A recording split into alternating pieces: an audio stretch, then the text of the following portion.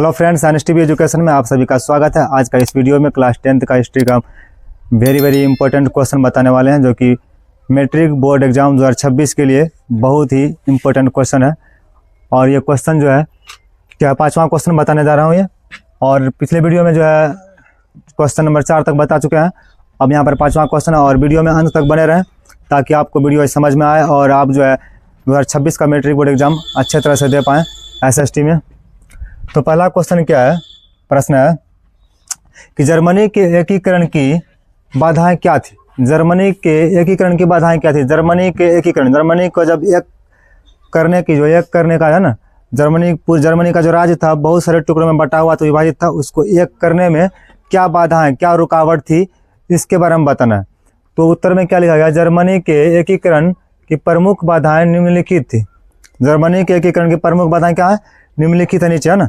पहला नंबर में क्या कह रहा है, पहला नंबर में जो रुकावट था कि जर्मनी लगभग 300 छोटे बड़े राज्य में विभाजित था। जर्मनी जो है लगभग 300 छोटे बड़े राज्य में विभाजित था, बढ़ चुका था, टुकड़ा में था, 300 टुकड़ा था जर्मनी का, है ना। जर्मनी जो देश है ना, इसका लगभग 300 छोटा बड़ा राज्य था, जो कि एक होने के लिए नहीं चाह रहा था ना, एक होने के लिए नहीं दे रहा था, एक होना मुश्किल पड़ रहा था करना ना, तो एकीकरण नहीं हो रहा था।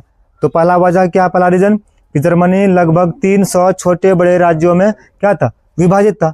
दूसरा रीजन क्या है, दूसरा रीजन है कि इन राज्यों में राजनीतिक, सामाजिक तथा धार्मिक विषमताएं थी।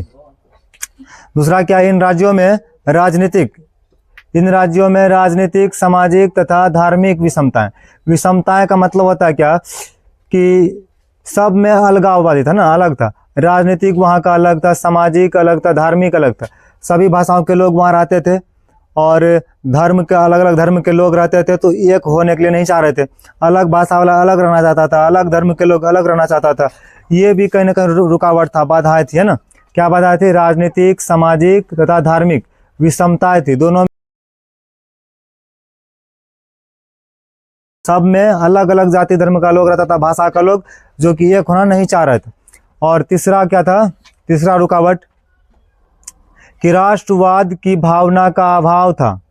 जर्मनी में क्या था, जर्मनी में राष्ट्रवाद की भावना का अभाव था। जर्मनी के लोगों में जो है राष्ट्रवादी का भावना नहीं था, कमी था राष्ट्रवादी भावना। राष्ट्रवादी भावना क्या होता है, ऐसा भावना जो कि देश के प्रति लगाव हो, है ना, देश से मोहब्बत होता है ना, देश के लिए मर मिटना, देश के लिए जान निछावर कर देना, अपना सब कुछ त्याग देना, उसको बोलते हैं राष्ट्रवाद।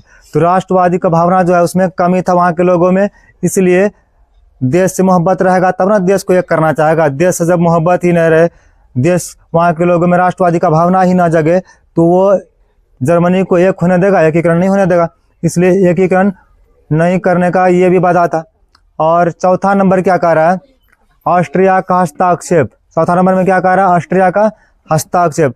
अगर जर्मनी का एकीकरण करना भी चाहता था तो बीच में कौन आता था ऑस्ट्रिया। ऑस्ट्रिया जो है बीच में आकर के रुकावट डालता था ना, बाधा डालता था, हस्ताक्षेप करता था। किसके, जर्मनी के एकीकरण में हस्ताक्षेप करता था कौन, ऑस्ट्रिया।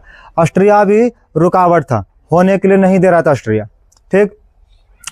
और 5वां नंबर में क्या है, मेटरनिक की प्रतिक्रियावादी नीति। मेटरनिक की प्रतिक्रियावादी नीति। मेटरनिक का नीति कैसा था, मेटरनिक कैसा था नीति, मेटरनिक का प्रतिक्रियावादी मतलब मेटरनिक चाहता था कि कोई परिवर्तन न हो जर्मनी में, है ना, कोई परिवर्तन न हो, बदलाव न हो, न कोई सुधार हो। ये सुधार होने के लिए नहीं चाहता था, कहाँ पर, जर्मनी में कोई सुधार न हो, कौन, मेटरनिक चाहता था। ये कैसा था, घोर प्रतिक्रियावादी, यानी प्रतिक्रियावादी था, कोई सुधारात्मक काम या परिवर्तन होने के लिए नहीं दे रहा था, ये भी रुकावट था। तो अगला क्वेश्चन क्या है, क्वेश्चन नंबर 6, वीना कांग्रेस की 2 उपलब्धियां बताना है ना, बताइए। वीना कांग्रेस की 2 उपलब्धियां बताना है। तो वीना कांग्रेस का पहला उपलब्धियां क्या है, वीना कांग्रेस के माध्यम से यूरोप में नेपोलियन युग, कौन युग, नेपोलियन युग का अंत हुआ और मेटरनिक युग की शुरुआत हुई। तो मेटरनिक कौन था, ऑस्ट्रिया का चांसलर था, कौन, मेटरनिक वीना कांग्रेस का अध्यक्षता कर रहा था, है ना।